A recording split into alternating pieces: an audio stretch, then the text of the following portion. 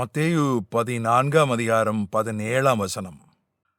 அதற்கு அவர்கள், இங்கே எங்களிடத்தில் 5 அப்பமும் 2 மீன்களுமே அல்லாமல் வேறொன்றும் இல்லை என்றார்கள். இயேசு கிறிஸ்து தனியாக ஜெபம் பண்றதுக்காக ஒரு வனாந்திரத்துக்கு போறாரு. சீஷர்களை கூட்டிட்டு போறாரு, 12 பேரை. எப்படியோ செய்தி கசிந்து சுற்றிலும் இருக்கிற பட்டணங்களிலிருந்து ஆயிரக்கணக்கான மக்கள், 5000 குடும்பங்கள், ஒரு சுமார் 25,000 பேர் வந்துடுறாங்க. சாயங்காலம் ஆயிடுச்சு. இயேசுநாதரும் அவங்க வந்துட்டாங்கிறதுனால அவங்களோட நேரத்தை செலவு பண்றாரு, ஜெபம் பண்றாரு, வியாதிகளை சுகமாக்குறாரு. சாயங்காலம் ஆயிடுச்சு. இப்போ சீஷர்கள் வந்து சொல்றாங்க, சாயங்காலம் ஆயிடுச்சு, அதனால இது வந்து வனாந்திரம், அதனால அவங்களுக்கு சாப்பிட்றதுக்கு ஒன்றும் இல்லை, அவங்கள வந்து அனுப்பிச்சிடலாம். அனுப்பிச்சிட்டா பக்கத்தில் கிராமங்களில் போய் ஏதாவது காசு கொடுத்து சாப்பாடு வாங்கிப்பாங்க அப்படின்னு சீஷர்கள் வந்து சொல்கிறாங்க. ஆனால் உண்மையான நிலையை பார்த்தீங்கன்னா, 12 சீஷர்கள், இயேசுநாதர் ஒன்றும் 13 பேருக்கு 5 அப்பம் 2 மீன் தான் இருக்கு. முதல்ல சீஷர்களுக்கே உணவு இல்லை. அதை நாசுக்காக தான் அவங்க சொன்னாங்க, பக்கத்து இலைக்கு கேட்டு தனக்கு வாங்கிக்கிற மாதிரி.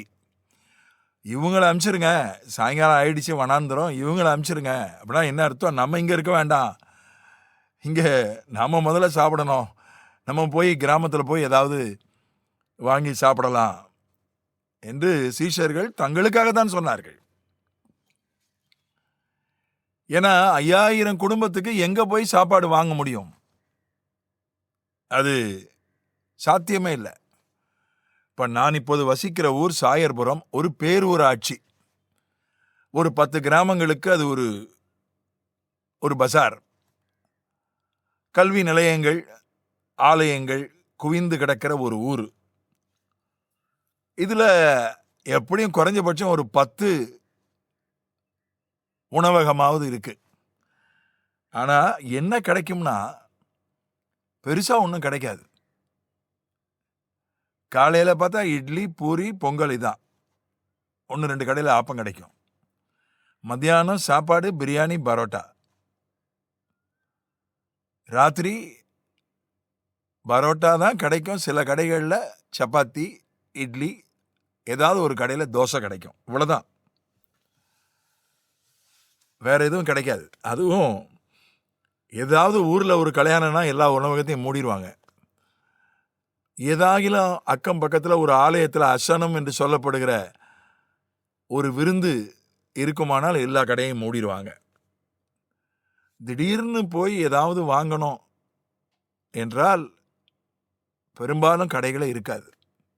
ஒரு குறிப்பிட்ட நேரத்துக்கு போனால் இருக்காது.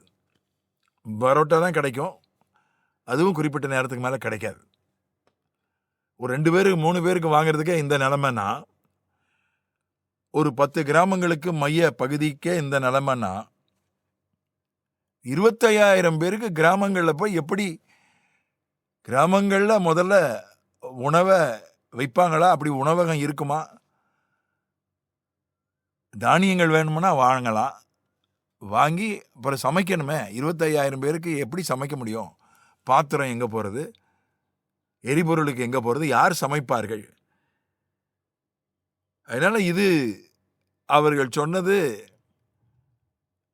மக்களுக்காக மட்டுமல்ல, தங்களுக்காக தான். முதல்ல எங்களுக்கு சாப்பிட ஒன்றும் இல்லைங்க, நேரம் ஆயிடுச்சு, நம்ம இடத்த காலி பண்ணலாம், கிராமங்களுக்கு போகலாம், அங்கேயாவது ஏதாவது கிடைக்கும், இல்லை யாராவது இயேசுநாதர் வந்திருக்கிறாரு சாப்பாடாவது போடுவாங்க கிராமத்தில். அதற்காகத்தான் அவர்கள் அங்கே சொன்னார்கள். அவங்க சர்வே எடுத்து பார்த்ததுல 5 அப்பம் 2 மீன் தான். அதுவும் ஒரு சிறு பையன் வைத்திருந்தான்னு இன்னொரு சுவிசேஷத்தில் நம்ம படிக்கிறோம். 5 அப்பம் 2 மீன் தான். அது சிறு பையன்கிட்ட இருந்து எப்படி வாங்கினாங்கன்னு தெரில, அதை வாங்கி வச்சிருக்கிறாங்க, இந்த 5 அப்பத்தையும் 2 மீனையும். ஒருவேளை அதுக்கு பதிலாக அவனுக்கு ஏதாவது பலகாரம் தின்பண்டத்தை கொடுத்து அதை வாங்கிட்டாங்களா என்னன்னு தெரியல. இல்லை அவனே கொடுத்துட்டானா, ஊழியக்காரங்களாச்சேன்னு அவனே கொடுத்துட்டானான்னு தெரியல. ஆனா அவங்களத்தான், அந்த ஒரு நிலைமையத்தான் அவங்களுக்கே போதல, அவர்களை பார்த்து ஆண்டவர் சொன்னார், நீங்களே அவர்களுக்கு போஜனம் கொடுங்கள் என்று சொன்னார் 16ஆம் வசனத்துல. அவர்கள் போக வேண்டியதில்லை. ஒரு பெரிய பட்டணத்துல கூட 25,000 பேருக்கு பணம் கொடுத்து சாப்பாடு திடீர்னு போய் முன்னதாக சொல்லி வைத்திருந்தால், ஒரு நாளைக்கு முன்னால 2 நாளைக்கு முன்னால 25,000 பேருக்கு சாப்பாடு வேணும்னா ஒரு பெரிய பட்டணத்துல கூட கிடைக்காது. ஒரு 2-3 நாளைக்கு முன்னால முதல்ல சமையல் கலைஞர்கள் கிடைக்க மாட்டாங்க, சமையல்காரங்க கிடைக்க மாட்டாங்க. அதை முதல்ல சொல்லி வைக்கணும். ஒரு பெரிய ஹோட்டல்னா கூட 25,000 பேருக்கு சமைக்கிறதுனா அது சாதாரண விஷயம் இல்லை. சில நாட்களுக்கு முன்பதாகவே சொல்லணும், அவங்க அதுக்குரிய ஜாமான்லாம் வாங்கணும், அப்புறம் சமைக்கணும், அப்பதான் கிடைக்கும். திடீர்னுலாம் கிடைக்காது. குறைஞ்சபட்சம் ஒரு நாளைக்கு முன்னதாவது சொல்லணும். அப்படிப்பட்ட ஒரு நிலை. பணம் இருந்தாலும் 200 பணத்துக்கு வாங்கினாலும் பத்தாதேன்னு இன்னொரு சுவிசேஷத்தில் வாசிக்கிறோம். பணம் இருந்தாலும் வாங்க முடியாது.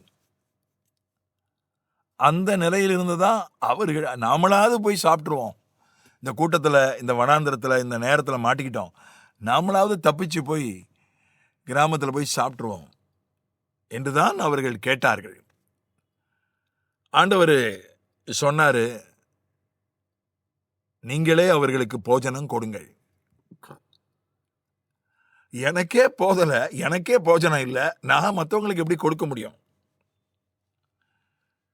இதுதான் ஆண்டவர் நம்மை கொடுக்கிறவர்களாக மாற்ற விரும்புகிறார். பணம் நிறைய இருக்கிறவன் கொடுப்பான் என்று சொல்ல முடியாது. நான் ஒரு வீடியோவை யூடியூப்ல பார்க்குறேன். ஒரு சின்ன ஒரு நடிகன், அவன் சும்மா ஒரு சின்ன சின்ன வேஷத்தில் வருகிற ஒரு நடிகன். நிறைய மேடையில் தான் போய், சரியா நிகழ்ச்சிகளில் போய் கலை நிகழ்ச்சிகள் நடத்தி தான் வருமானம்.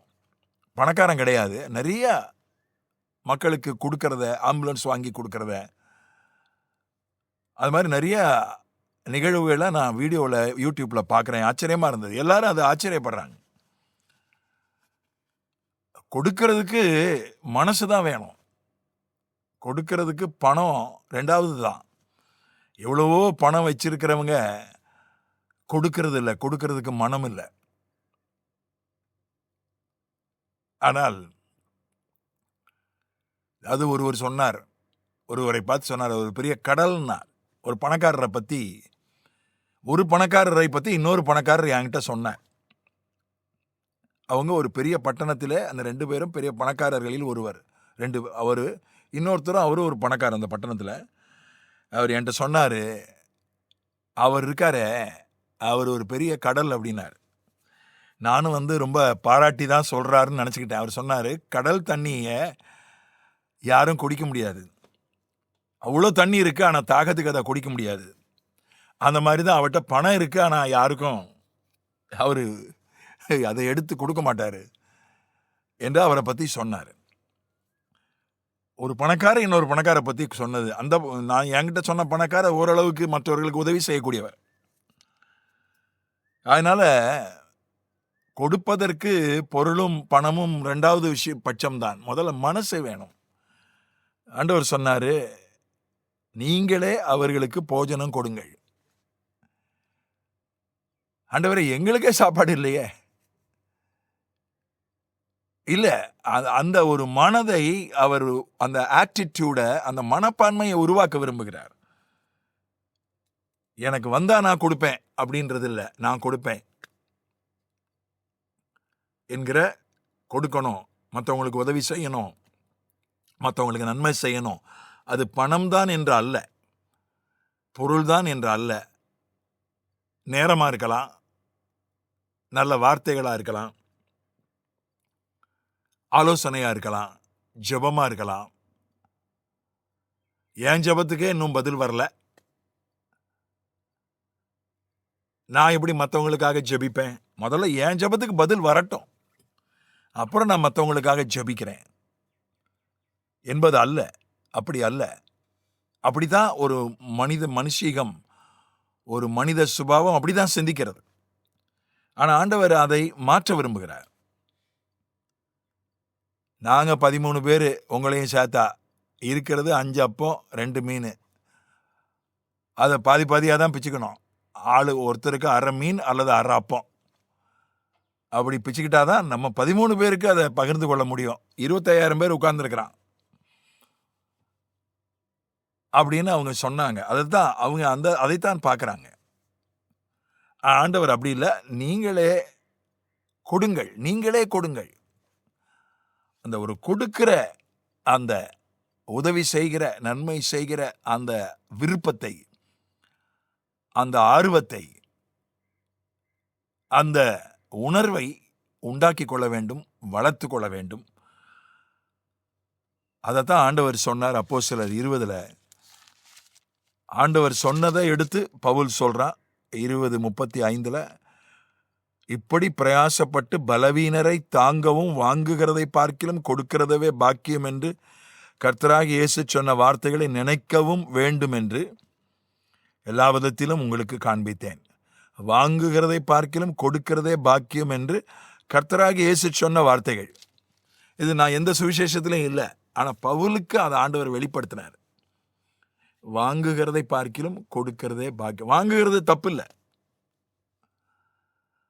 வாங்குகிறத விட கொடுக்கிறது அதிகமாக இருக்கணும். வாங்குகிறத விட கொடுக்கிறதற்கு முக்கியத்துவம், ஆர்வம், விருப்பம், முயற்சி இருக்கணும். கொடுக்கிறதுக்கு அதிக முயற்சி எடுக்கணும், வாங்குகிறதற்கு முயற்சி எடுக்கிறத விட. அதைத்தான் அவர்களுக்குள்ளே அப்படிப்பட்ட ஒரு எண்ணத்தை, ஒரு மனதை, ஒரு நோக்கத்தை, ஒரு விருப்பத்தை, ஒரு உணர்வை அவர் உண்டாக்கத்தான் இந்த வார்த்தைகளை சொன்னார். ஆகவே கொடுப்பதற்கு பணத்தை விட மனமே முக்கியம். ஆமென்.